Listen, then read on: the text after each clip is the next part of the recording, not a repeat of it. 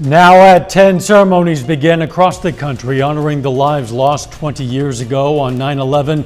Plus, the Pittsburgh fire chief shares memories from Ground Zero. The four states' most watched news starts now. Tomorrow marks 20 years to the day since the terror attacks of September 11th, when Al-Qaeda hijackers killed nearly 3,000 people in New York, Washington, and Shanksville, Pennsylvania. Reporter Michael George spent the eve of the anniversary at the World Trade Center site that became Ground Zero. On the eve of the 20th anniversary of the September 11th attacks, native New Yorker Greg Morin is visiting the spot where the Twin Towers once stood. When the whole thing happened, I mean, it was like surreal, and it was just so upsetting. It's pretty emotional. Iowa firefighter Nate Smith and his family are also among the many coming to pay their respects. Just kind of pay tribute. Show them that they're not forgotten. The number of victims of 9/11 is rising even today.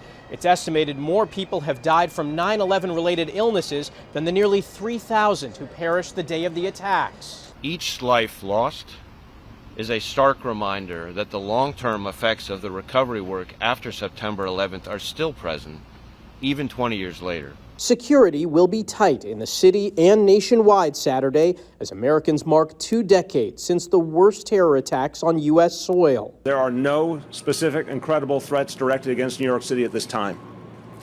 And the NYPD is watching not daily, not hourly, minute by minute. President Biden spoke in a White House video about the impact on victims' loved ones. Whether it's the first year or the 20th, children have grown up without parents, and parents have suffered without children. In Shanksville, Pennsylvania, family members carried lanterns to honor those who died on United Flight 93. The jet crashed into a field when passengers and crew tried to overpower hijackers that morning. Michael George, CBS News, New York. A new CBS News poll finds that 20 years after 9/11, most see some success in efforts against terrorism, but say threats remain. Pittsburgh Fire Chief Dennis Riley remembers his time assisting recovery efforts at Ground Zero, from what he observed to what he smelled. Although 20 years have passed, he still has days where it felt like it just happened. Riley says he now uses his experiences to educate younger firefighters to be ready for anything. Having that experience, seeing that firsthand, has always resonated with me to tell the people in my organization our obligation is to be ready for the things that we can't even dream of. So it forces us to put a focus on training. Fire department also adds an emphasis on preparation, readiness, and never taking anything for granted. Countless people with personal connections to 9/11 include an old friend who many of you will remember. Megan Rodney was an evening co-anchor here at KOAM 20 years ago. She's from the New Jersey and New York area. On 9/11, Megan's father, Bob, was teaching at a school just blocks from Ground Zero. Saw the towers fall and directed his students to safety after the attack. Megan is now the mother of 11-year-old twin girls. This summer, she took her daughters and some in-laws from Joplin to the September 11th Museum and Memorial. In a Skype conversation this afternoon, I asked Megan about that experience. It was powerful, and my girls were with me, and they held my hand the entire time we walked around, because we talked about Grandpa Bob, we talked about the lives that were lost, and we talked again about the magic that happened on September 12th and how the country really just came together. My daughter, when she was in 2nd grade, Tessa, started wearing a locket with my dad's picture in it. So they, look at Grandpa Bob as their guardian angel, because he has passed on at this point. And it's difficult, but those are conversations that if you're a mom or a dad, you have to have. Megan and I also talked about her experiences in the KOAM newsroom and right here in the studio on 9/11. We've put about 6 minutes of that chat on our website. You'll find a link to it through this story at koamnewsnow.com. Nick Kelly joins us now with a first look at the weather. And thankfully, we had a good Friday this time around, Dow. No rain or thunderstorms, unlike last Friday, which put a damper on evening plans and unfortunately some of the football games. We kept skies nice and quiet all evening long, and it's still looking nice from 7th and Rangeline. Numbers today started at 65, a mild start before we topped out at 93 this afternoon. Not a single drop of rain anywhere in our area, according to the radar network. And for the Skywatch Storm Tracker, keeping an eye on things all day long, but no rain, no cloud cover today, and we'll keep things nice and quiet as we go through the rest of the night. And that is allowing temperatures to drop off. We have a couple lower 70s already in the far eastern parts of the area, but most of us are still trying to hold on to mid 70s. Eventually, though, everyone's going to drop back into the upper 60s to about 71 to get our Saturday morning started. Even though we keep things nice for tomorrow, that southwest breeze picks up, pushing highs back to 95. We'll see if this is heat that'll stick around for Sunday, and we'll break down the rest of the forecast here in a bit now. See you then. Tomorrow, historic Murfreesburg Preservation Incorporated will celebrate the Joplin neighborhood's 150th anniversary. The neighborhood was originally a town of its own that would later combine with the town of Joplin. The celebration will include an Irish band and a German band to celebrate the founders' ancestry. It'll also feature beer and wine tastings and food trucks and a ceremony honoring the victims of 9/11. A ribbon cutting today marked the completion of a trail connecting Missouri Southern with the movie theater and shopping areas at North Park Mall. The approximately 1 mile out and back trail includes a pedestrian bridge over Turkey Creek, making it possible for students who don't drive to easily access food, shopping, and entertainment options across the water. The city oversaw the trail and bridge construction, with MSSU providing and installing lighting along the trail. And that is a look at our top stories and weather within the first 7 minutes of KOAM News at 10. Still ahead, last night the NFL officially kicked off its season. Tonight we learn how things have changed since last year and how fans can keep themselves safe. The NFL kicked off its second season during this COVID-19 pandemic, but this year it's different. The league expects stadiums full of fans this time. While teams are working to protect spectators, there are some things fans can also do to stay safe. Mandy Gaither has more. Football is back, from college to the NFL. This year's stadium's expected to be filled despite the COVID-19 pandemic.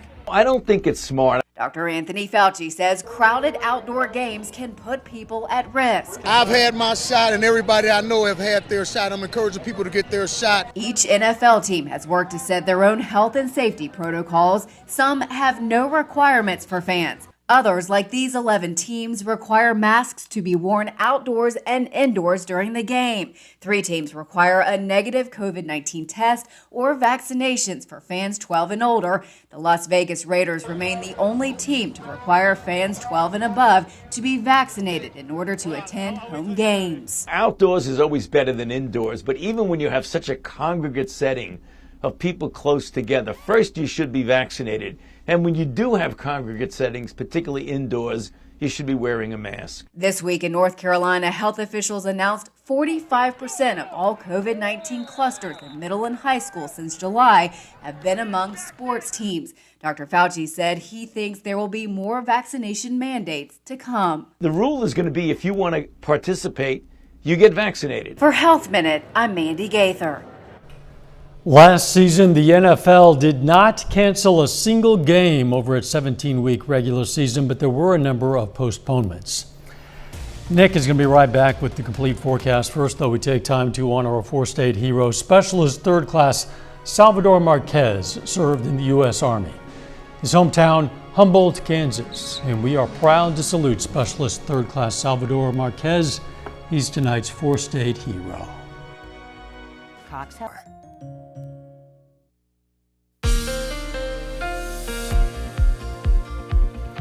We kept things pretty good as this weekend got underway, and unlike last Friday evening, dry this go around. So certainly your outdoor plans and football games were a go, since Mother Nature kept us sunny all day long from start to finish. So a pretty nice looking time lapse from Indigo Sky Casino and Resort outside of Seneca, Missouri. But the sunshine, along with the dry air still in place, meant temperatures had to go up a little more compared to the upper 80s that we saw yesterday, after we dropped back into the mid 60s this morning, back to 93 at Joplin Regional, while the rest of the area topped out in the lower to middle 90s. Again, all because of absolutely nothing on top of us, nothing but open blue skies.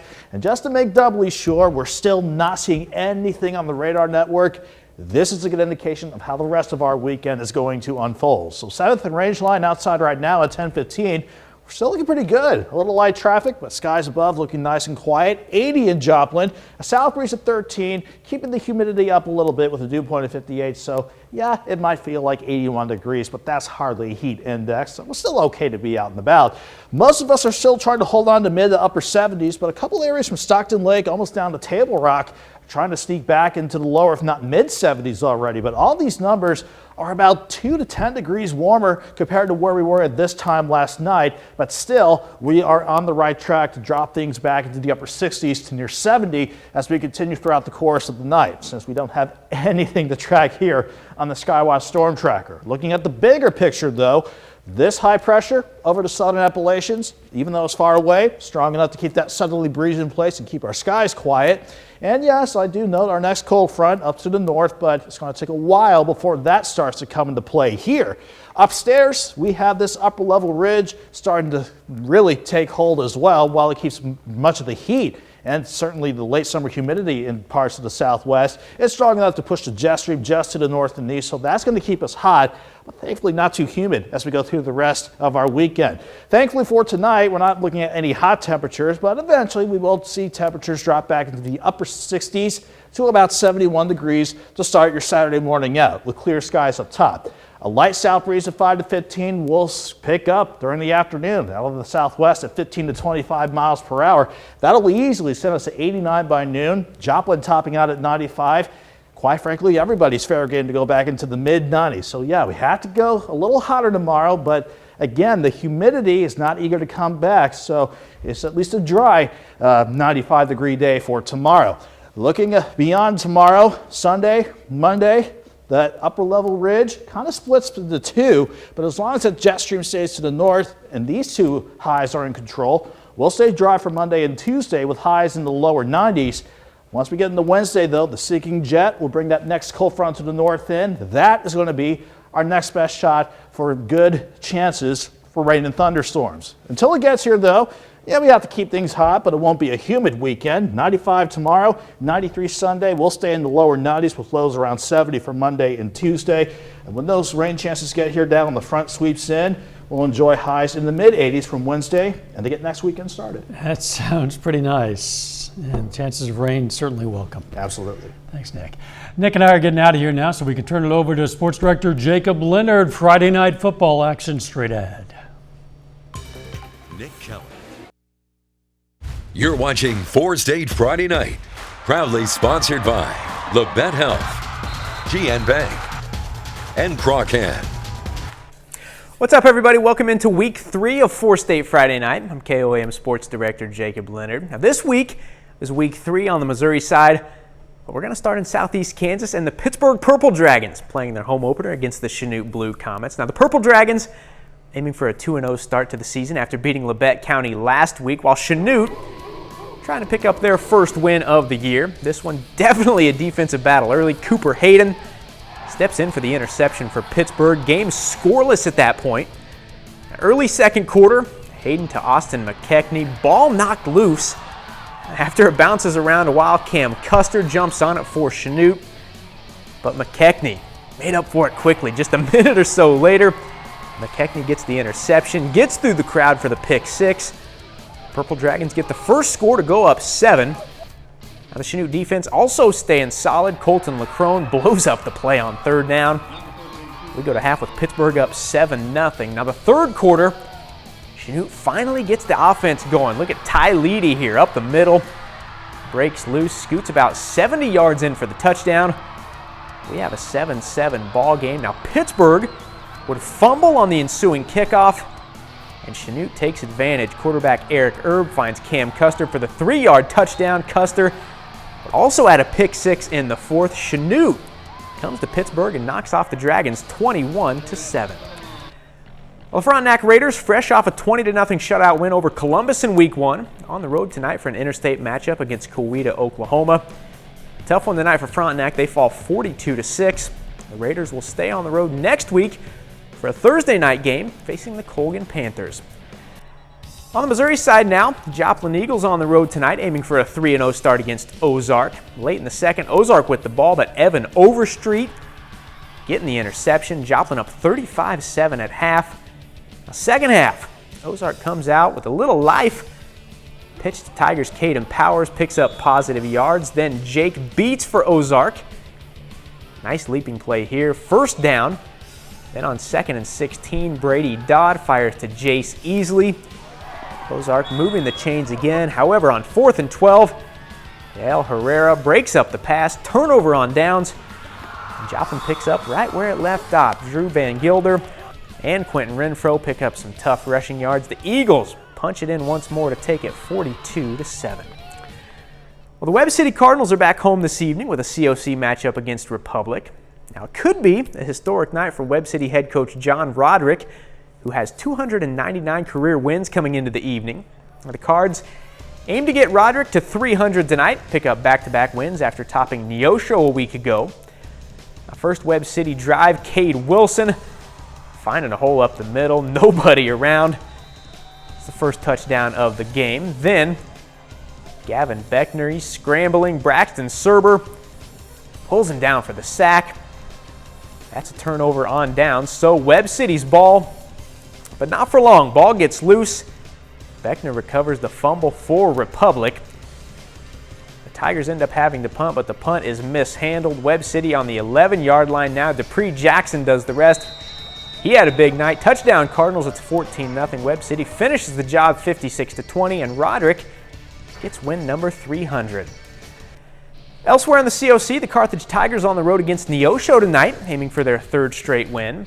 The Tigers off to a good start in the first. The pitch goes to Luke Gall. You know what he's about. He gets in the end zone. Easy score. Carthage up 7-0. Now still keeping the streak going. Caden Cabance going deep from the 45 to Brett Rockers. Wide open touchdown. Tigers get the 2-point conversion to go up 15-0. Into the first, Tigers keep the momentum. Cabance getting outside. Nobody stops him. Tumbles into the end zone. Carthage up 22-0 in the second. They hung 70 on him. 71-14 the final. Now that brings us to our one and only break here on 4 State Friday night. The Lamar Tigers host McDonald County, aiming for a 3-0 start this evening, plus a rivalry showdown in the CNC between Colgan and Galena. We'll have those highlights when we come back. Well, in the Big 8 tonight, the Lamar Tigers are at home facing McDonald County. Now, this one is a big one. Both teams are 2-0, and Lamar is aiming for a bit of revenge this time around. The Mustangs were the only team to beat the Tigers last season. It was Lamar's only loss on their way to the Class 2 state championship. Now, Logan Crockett here. Through traffic on the right side, Lamar takes an early 6-0 lead. Now, sticking around in the first quarter, Crockett again. His second score of the night. Home team takes a 12-0 lead to the second quarter. Now in the second, the Mustangs get on the board. Quarterback Cole Martin fakes the handoff, keeps it up the middle. At that point, it's 19-7 Lamar, but the Tigers would pull away after that. Austin Wilkerson sheds a tackle and scores. Lamar gets the revenge on McDonald County tonight and gets to 3-0, 31-7. Well, staying in the Big 8, the Nevada Tigers been really good. They're 2-0, and they've scored 106 points in those 2 games. Now, the Tigers didn't score 50 tonight, but they did win. Nevada gets to 3-0, beating Cassville 46-20. How about the Diamond Wildcats? Diamond off to a 2-0 start for the first time since 2016 after beating Ash Grove and Pierce City in their first 2. Tonight, the Wildcats host Lighthouse Christian. Diamond only gets 3 in this one, falling 20-3. On the Kansas side, the Galena Bulldogs host a CNC rivalry game tonight against the Colgan Panthers. This one, as you know, always a fun and physical game. Both teams aiming for their first win of the season tonight. We'll pick it up early first quarter. Dawson Mooney, 1-yard run into the end zone. Galena has the first touchdown of the game. In the second quarter, Aiden Fleming connects with Tucker Harrell to tie the score at 6. Now check it out. With 1 second remaining in the second quarter, Galena quarterback Brett Sarwinski takes it in for the score. They would add the 2-point conversion to go up 14-6 at half. Galena tops Colgan tonight, 20-12. Well, the Girard Trojans hammered Colgan last week 33-7 in their season opener. Girard trying to get to 2-0 tonight against Baxter Springs. So no problem for the Trojans. They win 49-0. Girard will try to make it 4 in a row next week at home against Columbus. Well, speaking of Columbus, the Titans play their home opener tonight, hosting the Field Kinley Golden Tornado. Now, Columbus was shut out on their season opener last Saturday, falling to Frontenac 20-0. Field Kinley also looking for their first win of the season after a shutout loss at Augusta last Friday. Early in the first, Brett Hamilton passing to Cade Saporito for the touchdown. Columbus in front. Field Kinley with the ball now, but not for long. A misplaced handoff leads to a Columbus fumble recovery. Columbus takes no time to capitalize on the error. Pass goes to Cole Minor for the touchdown. And halfway through the second, Columbus with the ball again. They got 3rd and long. Brett Hamilton looking for Saporito again. He finds him down the field. This moves the chains. Now, they would have 3rd and long again after that, but this time it's going to go to Cole Minor. Jukes one guy. He will get into the end zone to extend the lead. Titans get their first win tonight over Coffeyville, 40-8. Well, that's all the time we have here tonight. Be sure to switch over to Fox 14 at 11 for week 2 of Press Box. That's a 30-minute show, all football. So we'll have even more high school football highlights and scores from all across the area. Thanks for staying up and watching. We'll see you at 11 on Fox 14, and we'll see you right back here on KOAM next Friday.